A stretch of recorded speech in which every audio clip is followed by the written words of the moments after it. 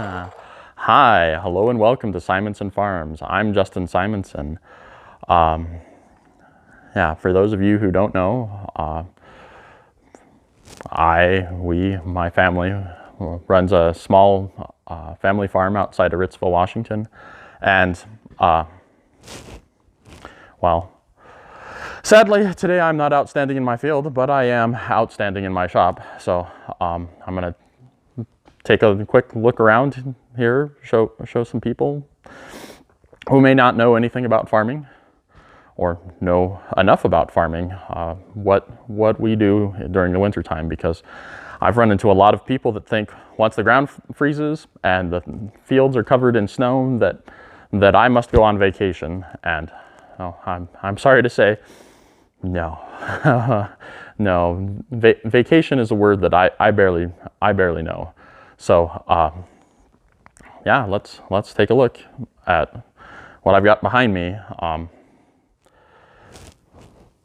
Those would appear to be old, if you can tell. I mean, got some rust, paint's a little faded. It's not bright John Deere green colors, but these are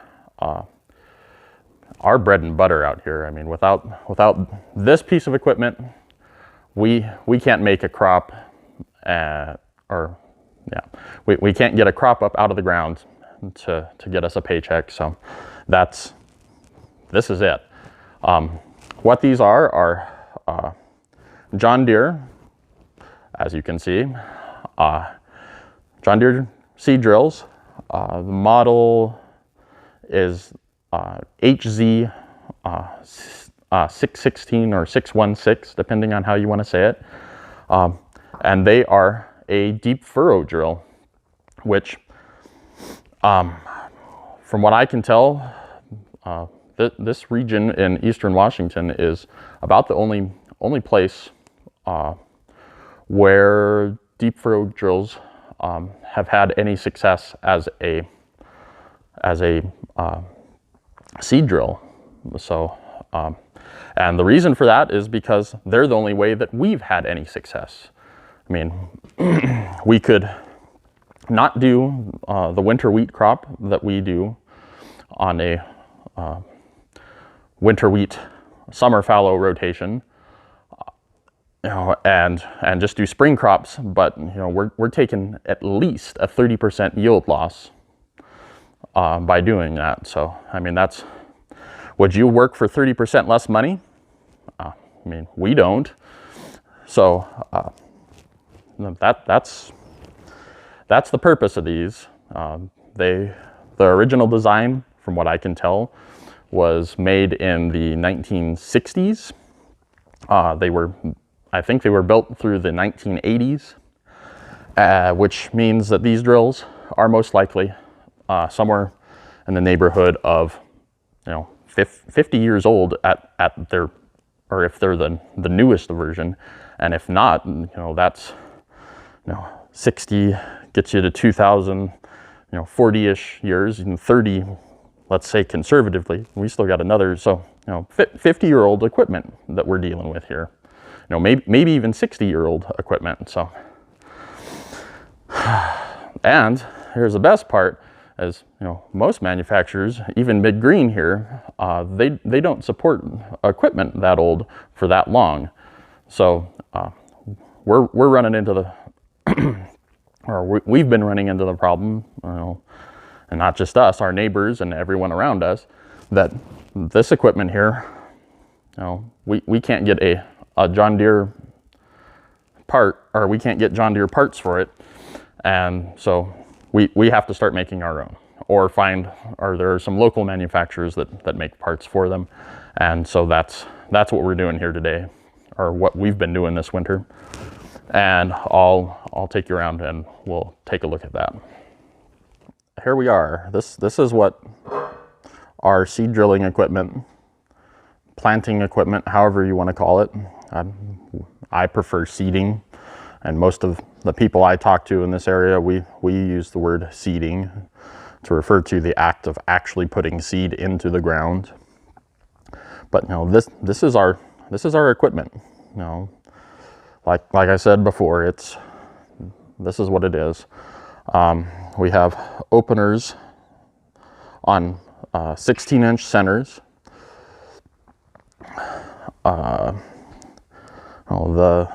The base components of the drill here, I mean, we've got some frame components, a mighty big wrench for working on them. This part here that has the actual John Deere logo on it, that's the seed box that holds the seed goes in behind these lids. This is the front side of them, so this is how you'd be looking at them from the tractor. But the seed goes in these boxes, and then there's a metering mechanism that is along the bottom of it that then puts it into these openers down here. I got a little ahead of myself before I could get the video going here, and I've removed the press wheels, so you can't or don't get to see the interaction of the press wheels with the opener, but that's not necessarily important for what I'm doing right now. So let's take a look at the metering mechanism first. So there's this fluted spool, I guess you might call it. Don't pay any mind to that one, but it's on this square shaft, which is driven by some gears and stuff, and there's a chain that would go down back to where the press wheels are. There's a shaft, and this chain is then ground driven, drives this jack shaft here, which then drives these gears, which turns the shaft, which turns the metering spool, which, as it rotates, in this spinning direction, and so this face appears to be moving up. The seed collects in these little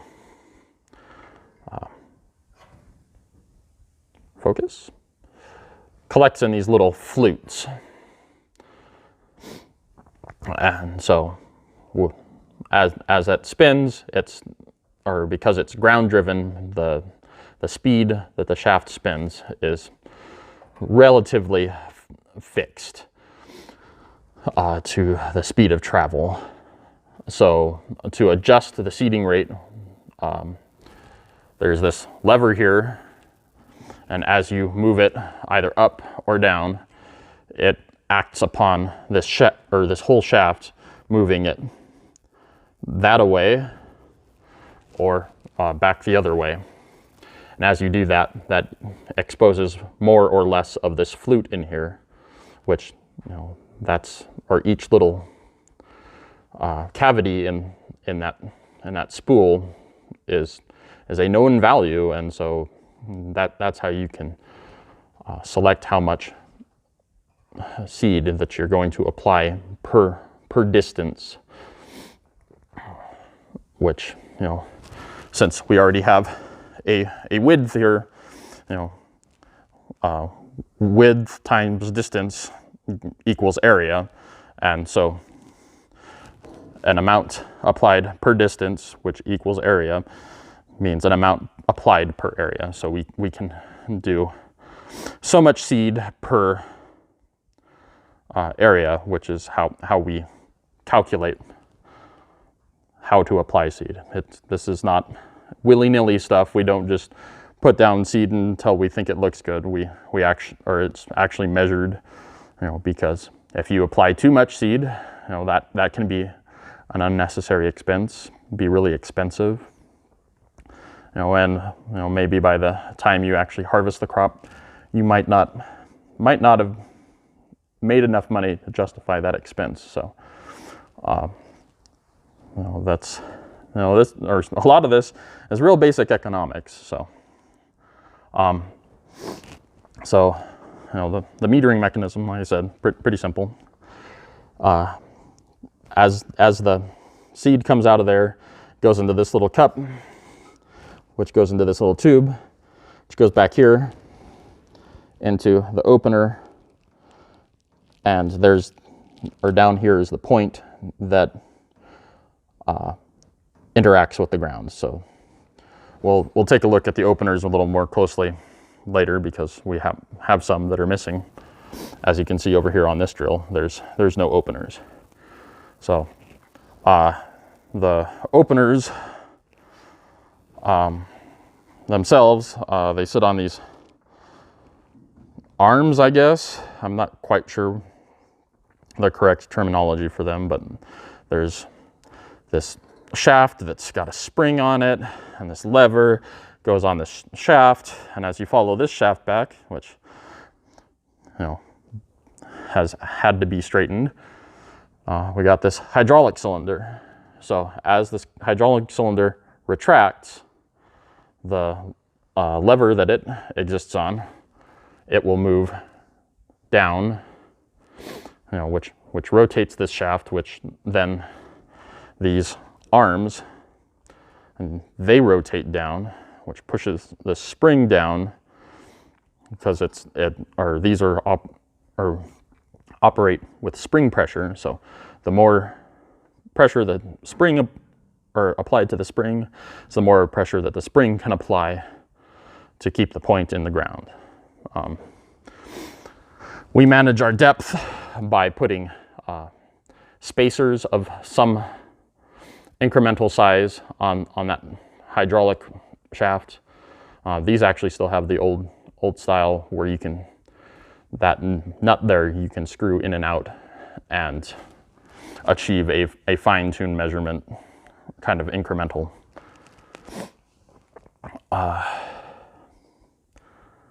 change in the stroke. But all in all, you know, these are pretty simple. I mean, the base technology here of those feeds, I mean, that's I know of drills that were made in the 30s that had exactly the same technology. I mean, this is probably going back to the early 1800s, and just after the Industrial Revolution came to bear on agriculture. So, I mean, John Deere, yeah, that's one of the first. So I think I did enough. We'll go to the other side. Here we are. This is the back side of the drills. We got a little platform there, so you can stand on them to see into the seed boxes, interact with them. Back in the day, you know, you'd stand there to pour bags of wheat into that seed box. There's the back of the drill, come over the lip of the seed box, and you can see, you can see the metering mechanism.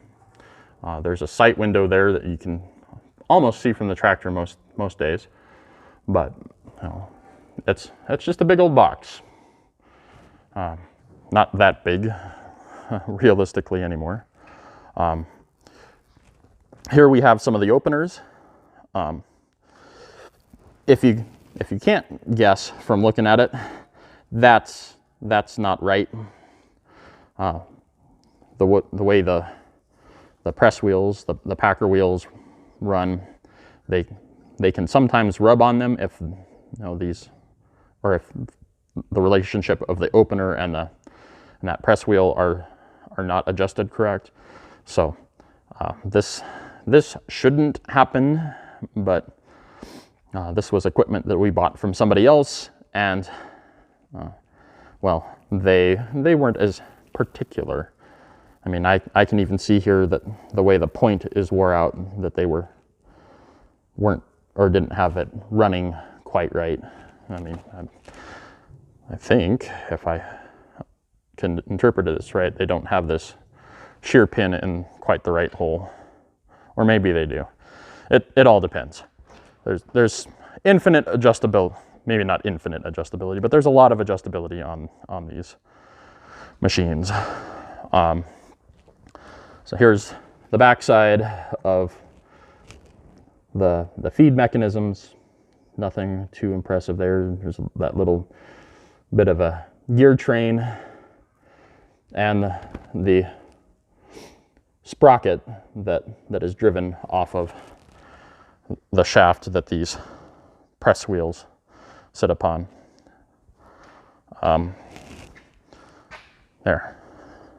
There's one of the shafts.